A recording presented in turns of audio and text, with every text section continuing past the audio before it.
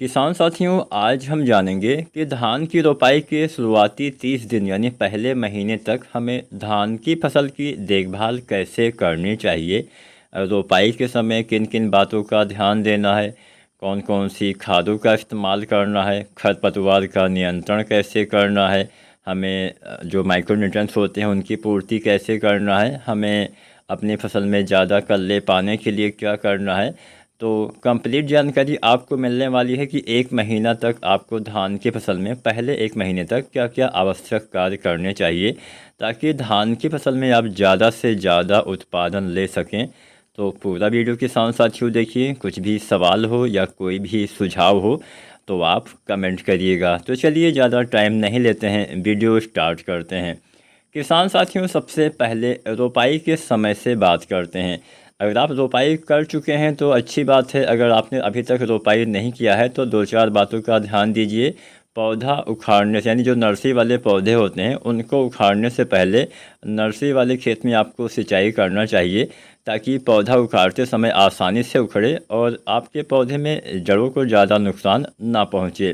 पौधा उखाड़ने के बाद जल्द से जल्द पौधे की रोपाई कर देना चाहिए और कोशिश करिए पौधा उखाड़ने के बाद छायादार जगह पर रखिए ताकि पौधा पीला ना हो। मतलब पीला होता है लेकिन हाँ कम होगा, जिससे रिकवर होने में लंबा समय नहीं लगेगा। तो पानी की भी उचित व्यवस्था होनी चाहिए।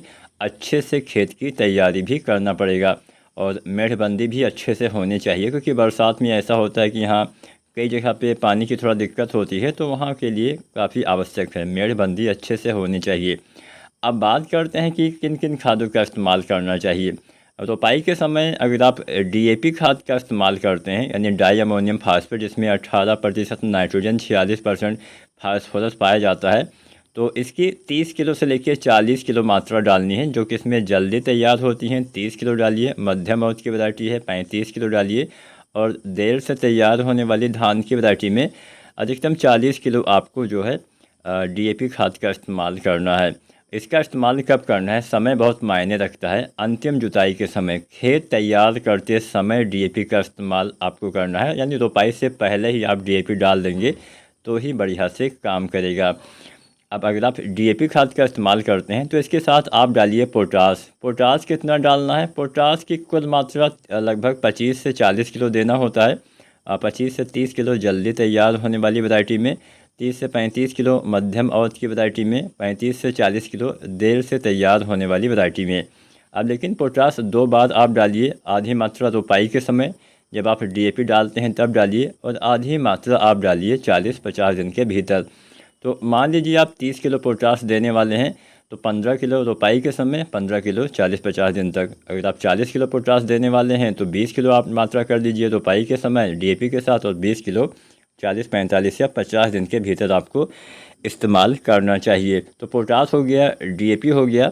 इसके अलावा यूरिया की भी बात करते हैं। यूरिया की हम पूरी मात्रा आपको बता देते हैं।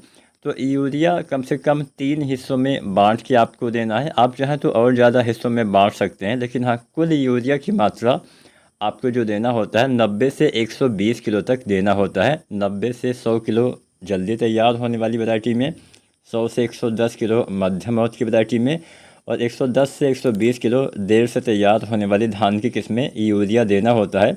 लेकिन यहाँ पे ध्यान क्या देना है, अगर आपने डीएपी खाद का इस्तेमाल किया है, क्योंकि डीएपी में भी जो है नाइट्रोजन पाया जाता है, तो यूरिया की मात्रा कुछ कम हो जाएगी। लगभग 15-20 किलो यूरिया आपको कम देना पड़ेगा।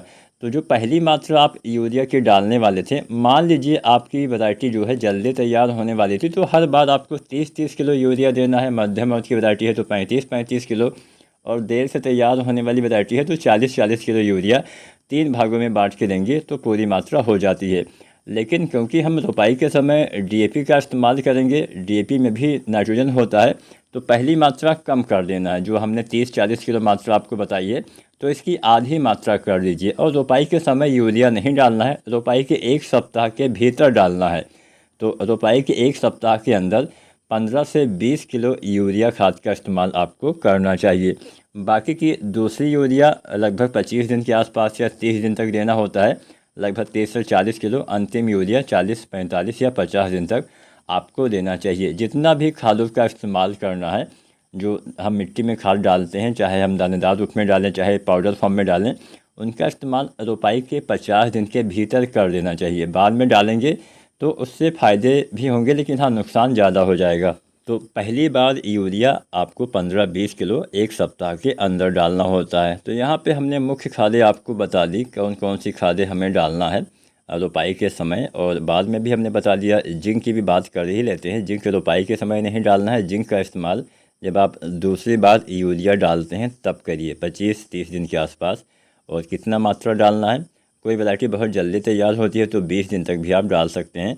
तो यहाँ पे अगर जिंक सल्फेट 33% वाली की बात करें तो 5 से 7 किलो तक, या 21% वाले जिंक सल्फेट 8 से 10 किलो पर एकड़ के हिसाब से यूरिया खाद के साथ मिला के डालिए। साथ में सल्फ़र भी डाल देंगे तो और बढ़िया रहेगा। सल्फ़र से नाइट्रोजन की क्षमता काफ़ी बढ़ जाती है। हालांकि जिंक में भी सल्फ़र होता है, लेकिन हाँ उतना ज़्यादा नहीं होता है। तो जो सल्फ़र आता है 90% वाला, 3-4 किलो यूरिया, जिंक और सल्फ़र, ये 3 चीज़ें एक साथ मिला के रोपाई के 20 से 30 दिन के बीच में आपको इस्तेमाल करना चाहिए। अब बात हम खरपतवार के नियंत्रण की भी कर लेते हैं।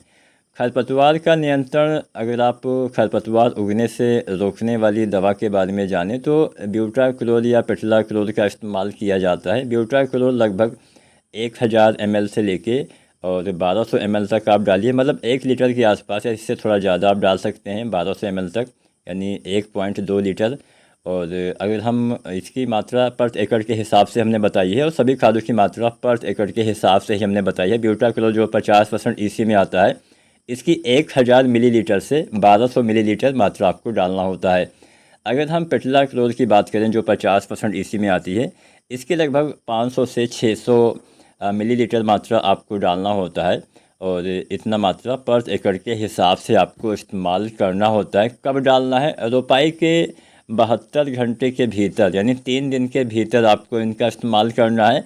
और जब भी इस्तेमाल करिए खेत में पानी भरा रहे, और 2-3 दिन तक पानी भरा रहेगा तो ही ये दवाएं काम कर पाएंगी। तो इन बातों का भी ध्यान देना है। खरपतवार ज़्यादा होने से भी उत्पादन में कमी देखने को मिल जाती है। जिंक का इस्तेमाल रोपाई के समय नहीं करना है। इसके अलावा कुछ माइक्रोन्यूट्रिएंट्स की बात करें तो आप ग्रोथ प्रमोटर में आप सागरिका का इस्तेमाल कर सकते हैं। सागरिका दानेदार डालने वाले हैं तो रोपाई के 1 सप्ताह के अंदर सागरिका दानेदार 2 तरह से आती है। एक आती है सागरिका Z++ और एक आती है सागरिका गोल्ड। दोनों में से कोई भी एक रोपाई के 1 सप्ताह के अंदर आप डाल सकते हैं। 10 किलो, 8 से 10 किलो पर एकड़ के हिसाब से इसका इस्तेमाल करना होता है। अब यहाँ पे किसान साथियों, आपने सागरिका डाला, आपने बहुत सारी खादों का इस्तेमाल किया, अच्छे से देख रेख भी आपको करना पड़ेगा। खेत में जाइए, खेत की निगरानी अति आवश्यक है। खेत की निगरानी नहीं करेंगे तो आपको पता ही नहीं चलेगा कि हाँ आपके पौधे को आवश्यकता क्या है, कि आपकी फसल में कोई बीमारी तो नहीं लगी है, किसी कीट का अटैक तो नहीं हुआ है। इन सब बातों का भी ध्यान देना है। अगर हम कुछ घुलनशील खादों की बात करें तो घुलनशील खादों में अगर आप, हमने यहाँ पे बताया कि हाँ 30 दिन तक आपको क्या करना है, तो 25-30 दिन पे एक NPK आता है, NPK 19-19-19, इसका इस्तेमाल कर सकते हैं। सभी किसान साथियों को इस्तेमाल नहीं करना है।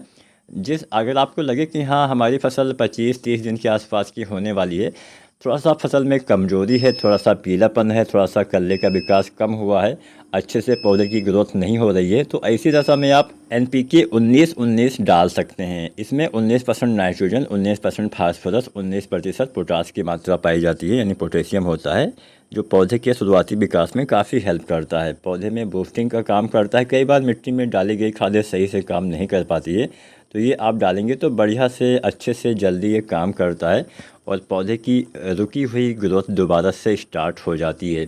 जड़ विकास, पौधे का विकास, पौधे में हरियाली, कल्ले के फुटाव में बढ़िया मदद करता है। तो 1 किलो से लेकर 1.5 किलो पर एकड़ के हिसाब से इसका इस्तेमाल आप 25-30 दिन के आसपास या 35 दिन तक भी डाल सकते हैं।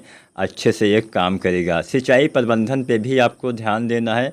अगर आप सिंचाई प्रबंधन पे ध्यान नहीं देंगे तो भी दिक्कत होती है। धान की फसल में 2-3 अवस्थाओं में पानी की कमी नहीं होनी चाहिए। कल्ले निकलते समय पानी की कमी नहीं होनी चाहिए और बालियाँ निकलते समय भी पानी खेत में भरा होना चाहिए। तो किसान साथियों, धान की फसल में धान की रोपाई से लेके और पहला 1 महीना आपको क्या क्या आवश्यक कार्य करने हैं, हमने लगभग सभी के बारे में आपको बता दिया है। फिर भी कोई आपके मन में सवाल हो, किसी बीमारी का नियंत्रण कैसे करें इसके बारे में आपको जानना हो या फिर कोई भी दूसरा जानकारी आपको चाहिए तो आप कमेंट करिए, हम उसका जवाब देने का पूरा प्रयास करेंगे। या फिर अगर अच्छा विषय है तो उसके ऊपर वीडियो भी आपको इसी चैनल पे देखने को मिल जाएगा। उम्मीद है आज की जानकारी, आज की वीडियो आपके लिए उपयोगी साबित होगी।